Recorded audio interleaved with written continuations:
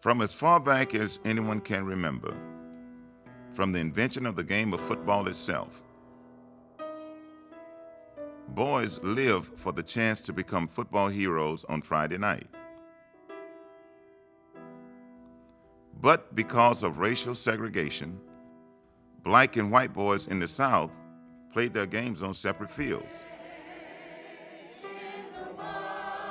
Whole generations of athletes grew into men and then into old men without ever knowing what competition with one another would be like. Such were the days. The Manatee River serves to separate the towns of Bradenton and Palmetto. It is only 1,764 feet wide where the Green Bridge crosses it, but that is enough to make a border. Being from north of the river has always described more than a geographical place. Once, it also included time. During the 50s and the 60s, the Manatee River separated the only black high school in the county from two of the three white ones, including the oldest and most influential, Manatee High. For generations, Manatee High School was considered the school of record for most white Manatee County residents. There was only one high school for black children in Manatee County during segregation, and it was situated north of the river in Palmetto. Lincoln Memorial High School was the school for all African Americans in Manatee County until 1969. The 1950s and the 1960s were decades of great change in this country. After the United States Supreme Court ruled that separate but equal was inherently unequal and struck down segregation laws in the landmark case of Brown versus the Topeka Board of Education in 1954. School boards all across the South were put on notice that public schools were expected to be integrated with all deliberate speed. This timeline for action, it turned out, meant dramatically different things to different people, mostly depending on whether you were black or white in the South. A young black girl, hearing of the Brown decision, believed she needed to begin preparing to go to school with white children the next school year. But all deliberate speed turned out to mean as slow as possible. It was not until the very end of the 1960s that racial mixing began in earnest in public facilities throughout most of the South. And what that usually meant was that black children were required to leave their community schools and be integrated into previously all-white schools. It was a migration made no less difficult simply because long distances were not involved. Some saw the whole thing as revolutionary, others as the long overdue righting of America's worst wrong, its original sin. Whatever belief one had, it was made more difficult because it required the blending of cultures within the classrooms and on the playing fields of America's schools. One of the most historic chapters of this country's life was left in the hands of ordinary people to figure out. This is the story about some who were placed squarely in the middle of that history.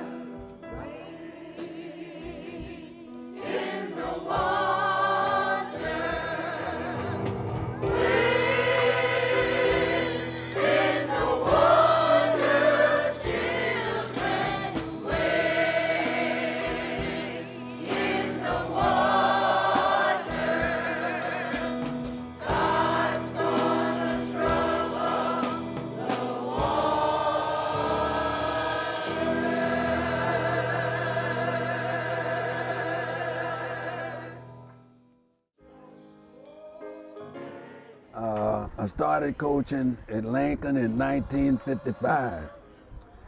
First, they had another coach there named Hepburn. We had coached together in college at Florida A&M. Hepburn left, and then I worked with another coach named Berean. And then he left, so it was left entirely up to me to be the head coach. We worked together there for 2 years before I became head coach at Lincoln. Game day at Lincoln, it really started on Thursday. Everybody would start getting prepared to go out and play the game. We had cheerleaders, pep squad, the people in the community, and all those would form a group. They'd have little parties or have little benefits to try and help them keep their minds on what they had to do. Well, at Lincoln, most of our guys, as we know, was from farm areas. And I had to switch that farm area to an athletic, let them understand that they could play the game as well as anybody else could play it. And a whole lot of things I would say to them when we walked in to get them ready to play the game. A lot of times I would tell them, you got to be hostile, agile, and mobile. And you got to ask no quarter, and you give no quarter. And you got to kill a mosquito with an axe. Then at Lincoln, we had a tunnel, and we'd walk through that tunnel a lot of times singing Trojan Tunnel, is to get their mind off of the things that's in the streets or anything else that they were thinking about, just to get their mind actually on football and what we're going to do. I'm so glad. I think that one of the best things that happened is when they built this highway, US 41 here, they had to build a tunnel so that we'd have access from the school out to our field. So this tunnel, it created an ambience that you could not have done otherwise. Plus, it created a torture chamber for us because Coach Shannon, Coach Cromartie, and Coach McMillan and all that, they tortured us on this hill here. This hill here was one of the things that was used to get us in shape and keep us in shape. We had to crab up that hill, we had to crab down that hill, and I'm telling you, we had to do it, and we had to be busy with it. And Coach Shannon, he didn't give no slack to anybody. He didn't give any slack even to his son, Ronald Shannon, and those guys. So nobody was spared. So it really, this highway, when they put it in, was a great thing that was done for Lincoln in terms of for our program, our athletic program, and creating this, because it did something, it inspired in many ways. We had a hill run through Lincoln. That was our sled. We'd yogi up and yogi down. Then we had a canal that ran through Lincoln. This was one of the things that we would use to get the strength of the defense and the strength of the offense. We'd put the defense back to the canal and the offense front to the canal. The defense better not let the offense go in the canal, and the offense better go in the canal. So this was one of our strengths, and this was one of our building machines. We didn't have a sled. From not having a sled, the city had put, or the county, one or the other, had put a road through it, and we had a tunnel. And in that tunnel on both sides of it, we had a hill.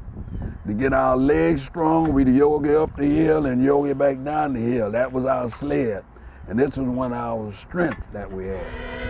We came through, sometimes we come through singing, Wade in the Water. We'd come through singing a couple other songs.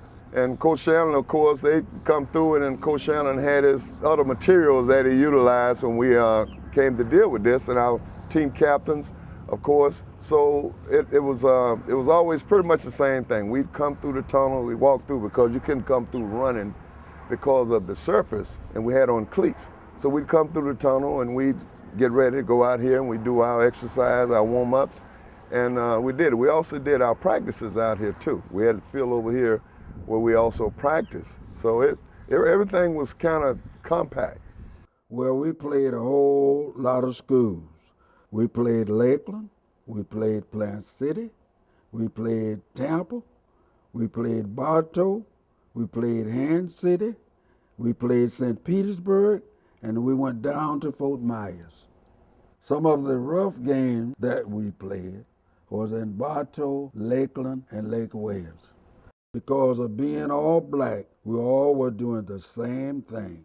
It was speed, speed, speed. And who was going to catch who, and who had the dominating speed. I played 3 years. 3 years, and during that 3-year period, you only lost one game. No, we lost more than one game, but Okay. my freshman year we lost one game. Okay. You remember how many you lost during that 3 years? No, I don't. We didn't lose too many. We may have lost in my 3 years at playing there. We may have lost, if we lost 3 games, 3, 4 max. Okay. But I would say probably maybe 2 to 4 games. Oh man, a charge that you really can't describe. You have to really experience it.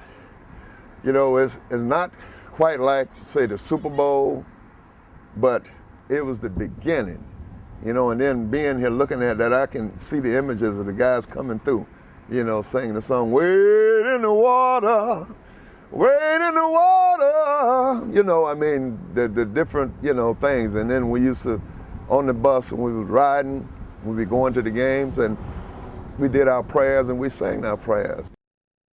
It was an emotional thing. We'd do a song, there was a prayer called, you know, Our Father, and we'd actually sing it.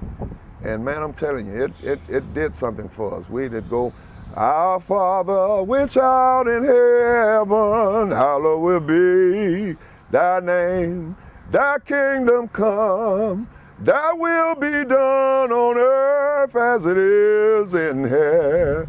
And we'd sing that song. And those are powerful things back then. You know. Did I say the right things in the dressing room? Did I let them understand that the team that comes in is the same as you? They put your clothes on just like you put your clothes on. So you're not supposed to be afraid.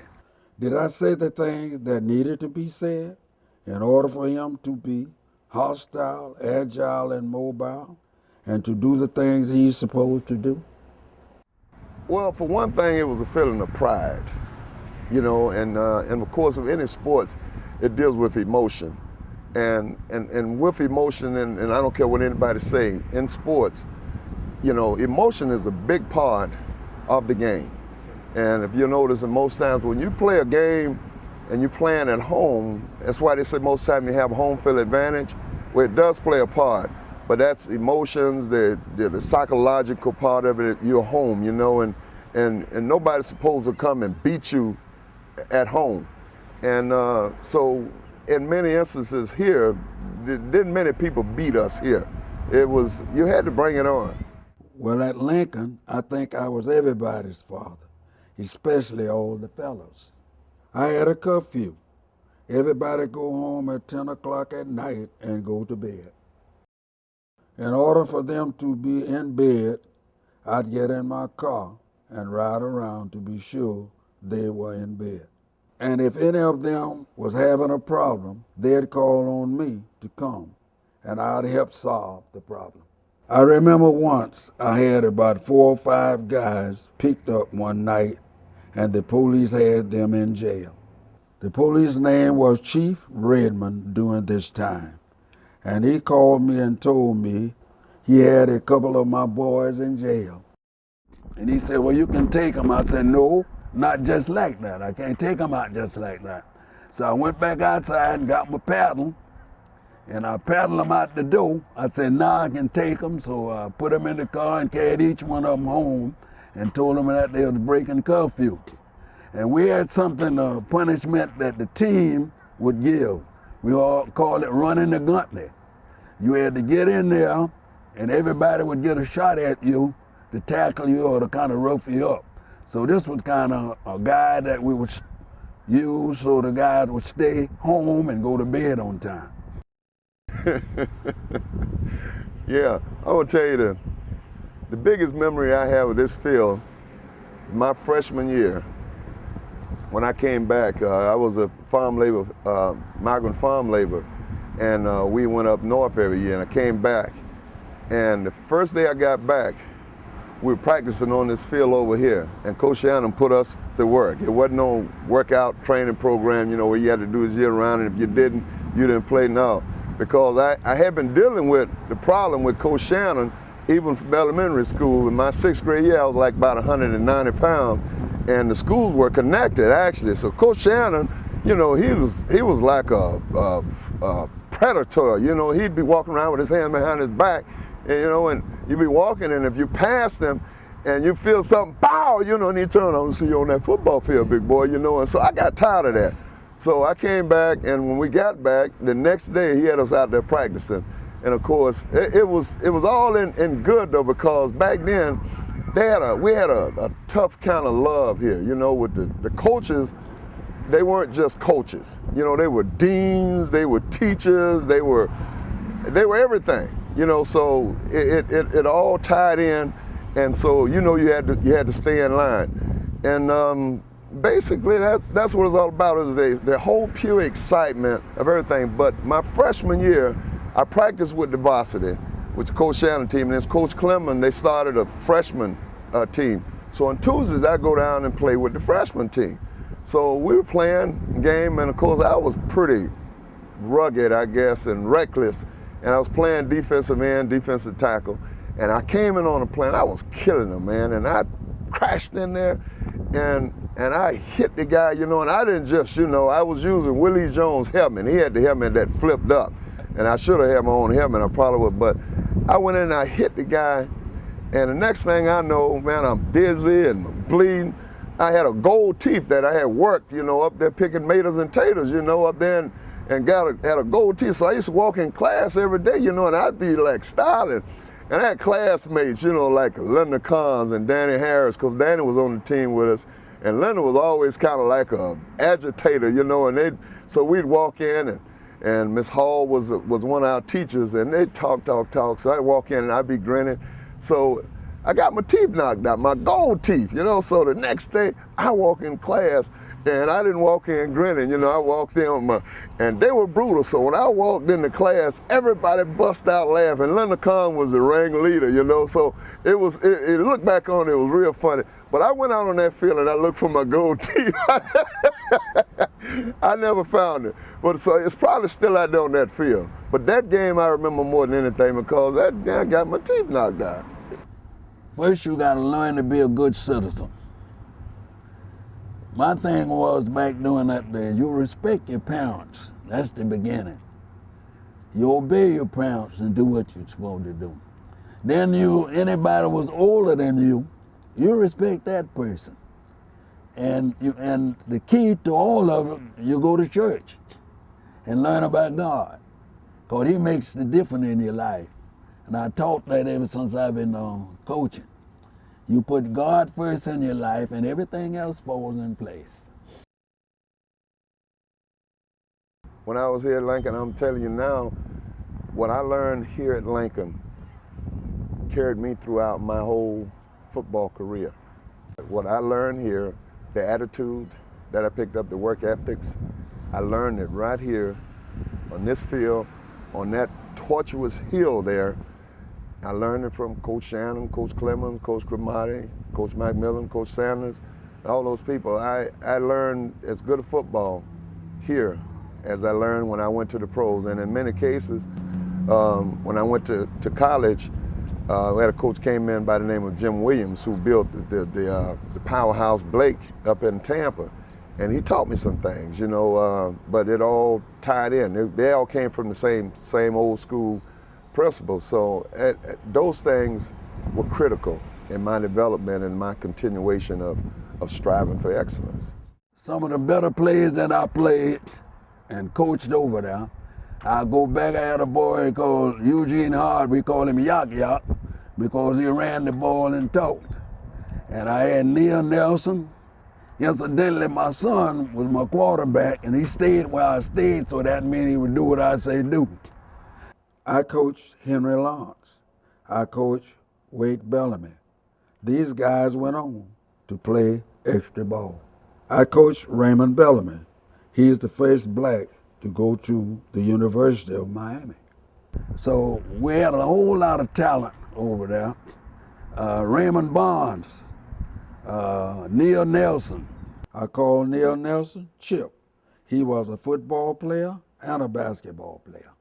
I used to laugh at him because he could drop the basketball and kick 2 points. We just had all kind of talent over there. Well, Lincoln had a tradition, and even today, as you see, you see great players coming out of this whole area now. And at one point in Manatee County, of course, before integration, all of those, especially the black players, had to come through Lincoln. So you had a multitude of talent, and then of course down Sarasota, you had Booker down there. You had great players. You had the Howard Porters down there. You had the Chip Nelsons, the Edgy Harts, the Willie Jones, the Raymond Bellamy, who actually was the first black high school athlete to sign a scholarship at a major Southern university. And I was a freshman when he was a senior, and he was one of my inspirations actually, because you mirrored your position. I played guard, and I played tight end, and I played defensive end. But Raymond Bellamy was a wide receiver, and back then you played receiver, you played wide and tight, and he played defensive end, and he was a phenomenal defensive end. So I used to line up, and I had to block him, and I was at tackle, and he had a hammer that you would not be. He had me buzzing. I mean, I would be so dizzy, and Raymond would always come back, because I didn't have sense enough to back off, and try to go easy. I'd give it everything I got every play. So Raymond used to always come back and tell me, so you're going to be all right. So you're going to be a good player. You're going to be, and he always gave that inspiration, and he's that way today. I tell you, coming through this tunnel, and initially, because the crowd usually get there much earlier, so you hear the noise, you hear the roaring. It's like, you wonder how the gladiators felt back in the Roman days when they come through and they're getting ready to go into the tunnel, into their stadium, to the Coliseum, to do battle. It's like gladiators. That's what we felt like.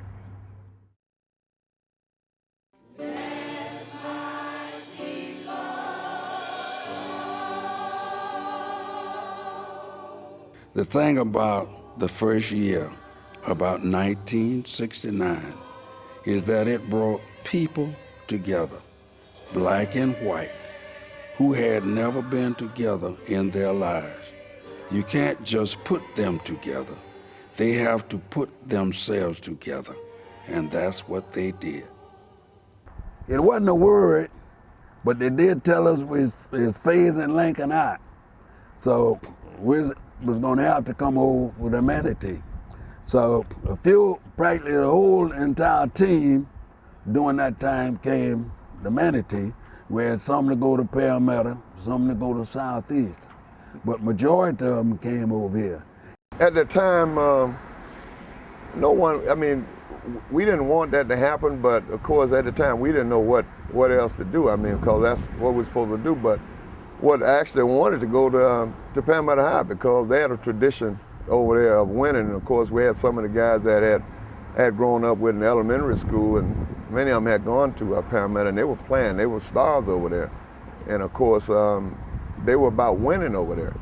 And but of course we weren't able to go there. We had to go to Manatee. Now, I wasn't nervous about going. It was just an anticipation. Okay. I wasn't afraid about going to school with white kids, because growing up as a migrant farm worker, I started kindergarten in white school. So most of up to like 7th grade, I had done that. So that wasn't a thing that I had to adjust to. But the problem that we had when we were forced to go to Manatee and Southeast and Parramatta, and the thing that I thought was drastically unfair to most of the black kids, is that everyone expected the black kids to adjust to them. Everyone, the principals, the deans, and the teachers, but no one made an effort to adjust to the black kids. So as a result, there were many young kids' lives, I would say, were literally destroyed because of the mere fact that no one made an effort to help them make an adjustment. And some couldn't deal with the things. There were a lot of negative things happening. There were some good things happening also, but there were a lot of negative things happening, and it was always, the black kids, they had to take the brunt of it.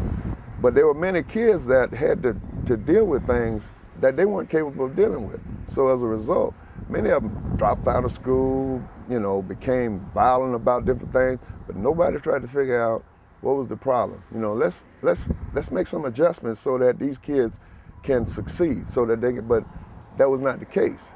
Well, when we first came over, we didn't know how it was going to work out. So my thing was, you got to do the same things in METV that you were doing at Lincoln. You got to keep yourself hostile, agile, and mobile. And we're going to do the things, but that's no quarter, and we're going to give no quarter, and we're going to kill that same mosquito with an axe. We got to make adjustments. You can't be black and you can't be white, you just got to be a football player. And I tried to instill that in them, and a lot of them accepted it, and a lot of them fell by the wayside. Of course, it happened on both sides. A lot of the white stopped, as well as a lot of the black stopped.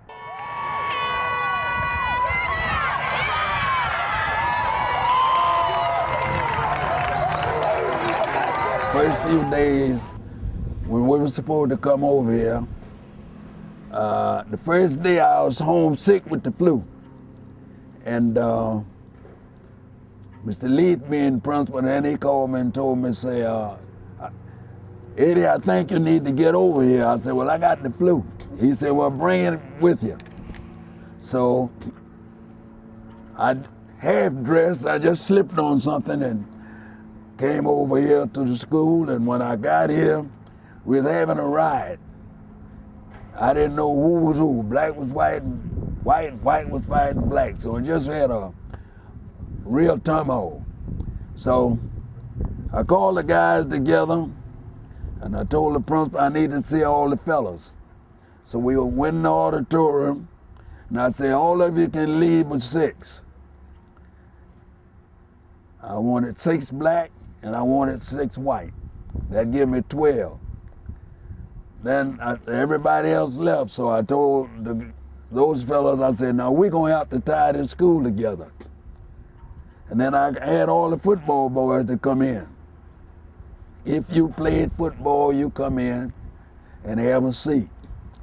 I said, now we going to have to tie the school together, football players. And I think this is the key to helping us integrate the school, because they helped stop the fighting, and it was kind of under control. It was telling the white, you can't do this, and the black was telling the black, you can't do this. Let's tie ourselves together and become a school. So they still was fighting. When I came back outside, we had a whole lot of the policemen and all around. So Mr. Leith was principal during that time. He said, what you think we ought to do? I said, let's close school for the weekend. So we went home Thursday, Friday, came back Monday morning, and I had a few guys that I had picked to help us do this. One of the guys is here now, Henry Lawrence, he was in on this situation. I had Jack Washington. I had a whole series of young men, and did the same thing with the white. I just had key guys. And those fellas helped us tie the school together. We were playing Lakeland, the first play of the game. I was defensive end, and they did a flip, a pitch out. And the first thing I saw and the last thing I saw was the back of a jersey. And of course, the guy was tailing downfield, and of course we had a guy on our team by the name of Jack Washington that was a defensive back. He was a world-class sprinter too. And he came across field and went and got him. Of course, that sprinter was Ray Robinson, who was an Olympic sprinter in the Olympics. He ended up going to A&M with me, but the first play, and back then you didn't have the kind of scouting information that they have now, so nobody knew that we was playing against a 9-1 sprinter. So when they flipped the ball, got boom. But they tried to play the next time, and of course I turned it in, but I heard somebody told me when I got sidelined that the coach said, get Lawrence out of there, he stinks. So I came out, and then they took me out. And then Coach Daniels, who's the defensive end coach, put me back in. He said, look, he says, you just that one play, so you're doing a good job, I'm putting you back in. So I went back in, played one play, and they took me out. And of course I played no more. And And that was kind of, you know, knowing that this school was there, you know, to take me up there. And it was, you know, I never quite, you know, was able to figure it out. So I sat, you know, at the third game after the first series, I sat on the bench for the rest of the year. And the last game of the season, I went in about a minute, something left in the game, somebody got hurt. But they benched me, and I was about 225, and they put a kid in about 150 pounds in my place. So I just, you know, I dealt with that. Well, the biggest problem we had during that time, I think the coach did the best he could do, because you couldn't play the boy because you knew his name. When we came over, the coach here had already had a team, and you're bringing a team over that had already been started. Everybody had been starting on both teams. Both white had been starting for this team, and the black had been starting for that team. Now the adjustment was going to have to be made. You try and play the best person you can. And a lot of times that didn't happen though. You didn't play the best player, you just play who you thought you could play. Well, a lot of times you find out you don't have a choice. And my adjustment was that I was following my boys.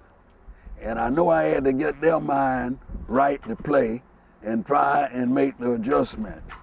So if I could adjust, then I could tell them what they could do in order to get themselves to adjust. I just couldn't be white at that time, and I couldn't be black. So I just fell in the lineup. I think my role when I got over here was to help tie the two schools together, the black and the white. That was my key role. I think the first year over here, I say we did the best we could do, because the white didn't understand the black, and the black didn't understand the white, and the coaches was about the same. They was afraid to talk to the black, and I, being the only black coach over here during that time, they accepted me. I think I was the go-between. I could say what I wanted to say to the black, and I could say what I wanted to say to the white, and they, some kind of way, they just accepted me that way. Well, the main thing is that looking at this field, the thought hits my mind is that, and looking at this tunnel, this is where it all started. You know, I look down that sideline, and I see a very vivid image in my mind of Raymond Bellamy going down the sideline, reaching up with one hand, snatching a pass down. It was one of the most beautiful plays I've ever seen, even through my NFL career. Me seeing Willie Jones busting through the gap by the center and getting the quarterback before he can even turn around. And I mean, seeing these images, some of the great players that, I mean, I just you know, look in awe, you know, and just try to do my best to at least be worthy of playing out there on the field with them.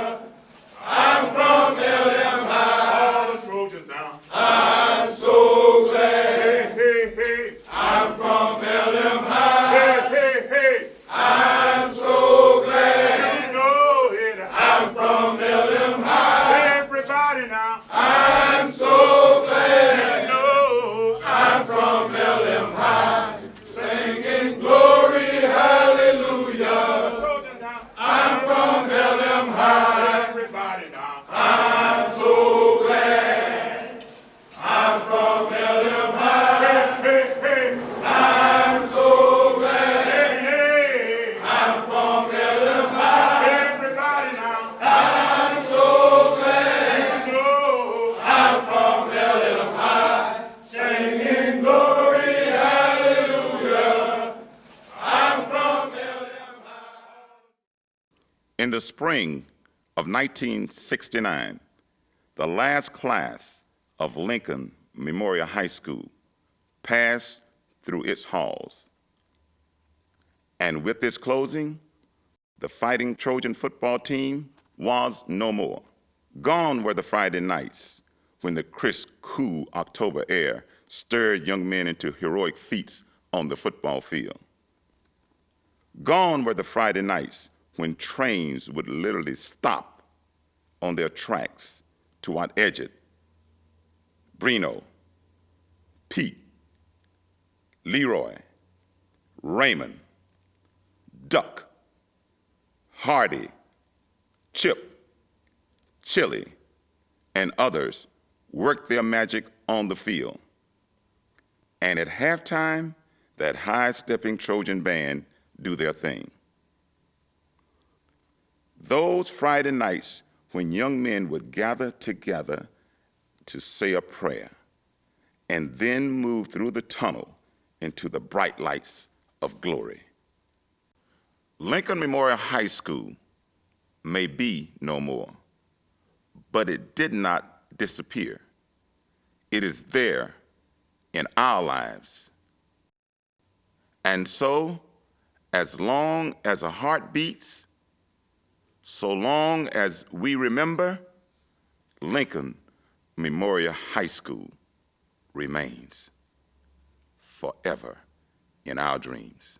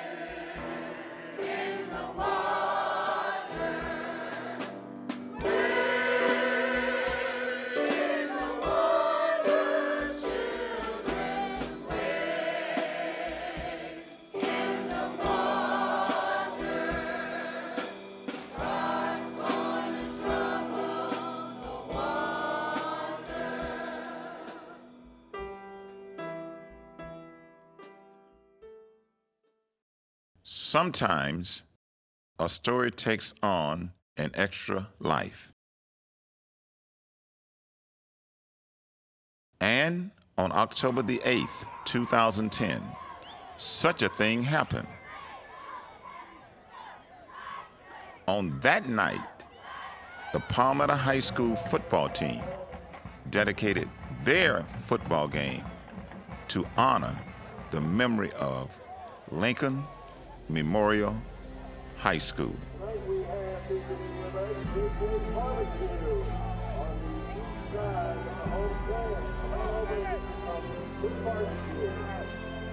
Before a home crowd, the Palmetto High Tigers took the field, wearing the football uniforms of the legendary Lincoln Memorial High School Trojans.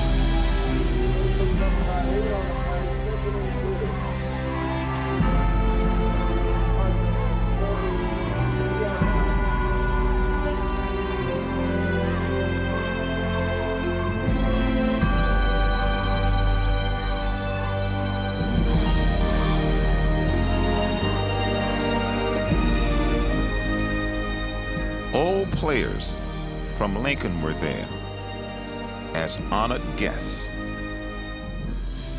And those players who, as young men ruled the field, moved a little slower as they were recognized on the field at halftime. Harold Hunter, Carl Craddock, Harold Sanders, William Jones, Moody Johnson, Cody Kelly, Warren Shaw, H.L. Carter, George Rose, Wyman Bowden, Johnny Bellamy,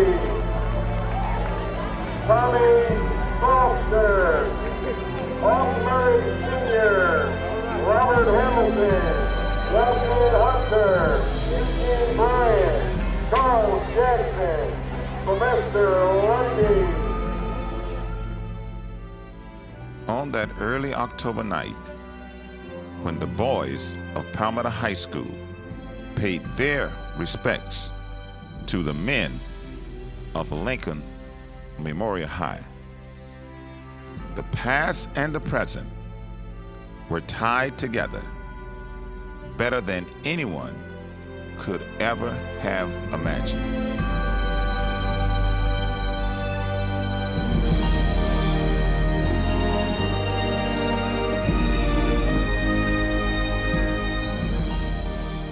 In another place and another time.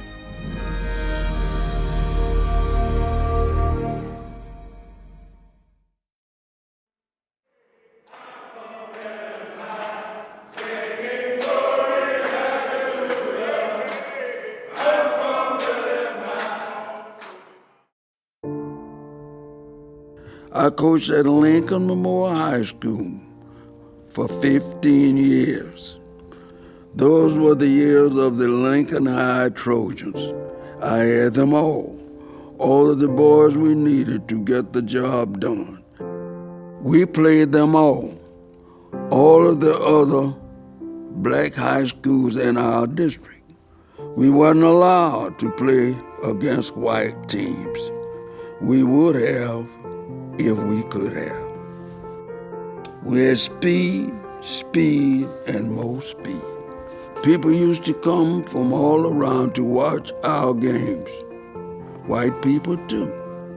They say trains used to stop on the track running beside our football field on Friday night just to watch us play.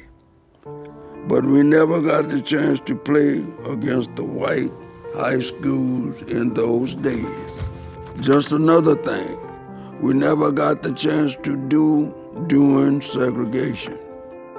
We're at Lincoln Memorial High School, and all of the fellows you see who are still living in this room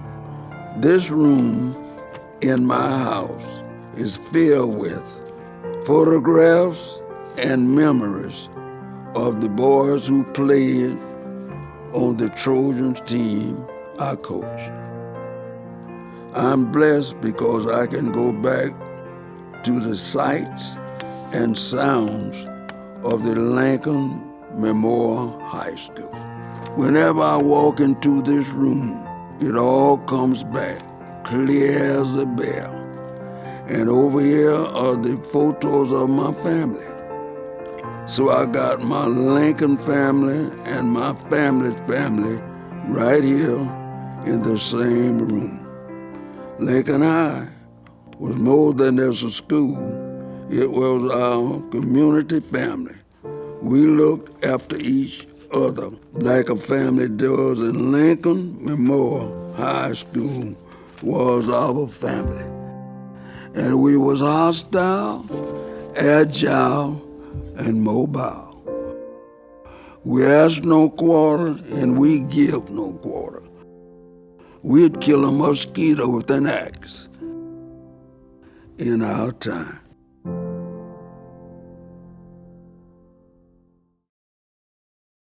What a mighty God we serve.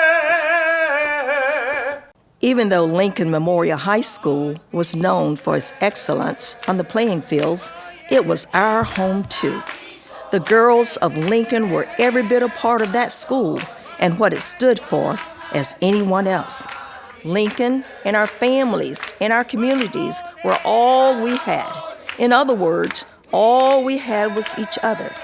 At Lincoln, we learned how to act and how not to act, how to carry ourselves. Lincoln prepared us to live our lives. Much of what we learned about being good students and becoming good people, we learned at Lincoln, because this was our home too. A tremendous sacrifice was made when we lost Lincoln. We cherished what we had at Lincoln. We are who we are today because of the teachers at Lincoln High. As we grew up to become wives and mothers and now grandmothers, we lean on the lessons we learned at Lincoln High, and we pass those lessons on today through our families and our churches.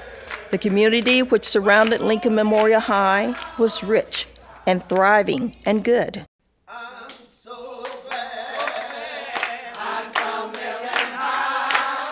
We were blessed to have had our families in that community. When I think back to the lessons of Lincoln High, I look back with love. The lessons of life we learned 50 years ago. Lincoln Memorial High, our school, are still with us to this day.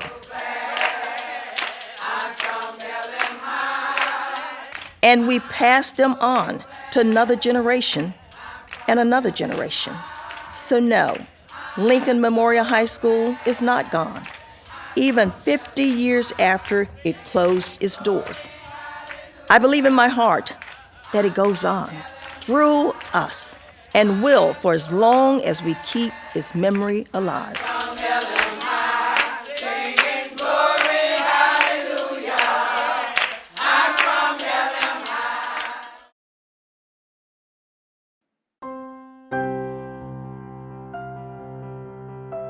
Hard work. That's one of the things that I remember about being a student at Lincoln. In my life, whatever I've done in business, sports, and in the community, I've always tried to do it right. It hasn't always been easy, but when I think back about Lincoln Memorial High School, it made all the difference in me and in my life. Lincoln High and its legacy on and off the field will always be a part of me. It has made me a better man and a better person, and it has been my mission to share the good with as many as I can. And in doing so, the dream of Lincoln Memorial High lives on.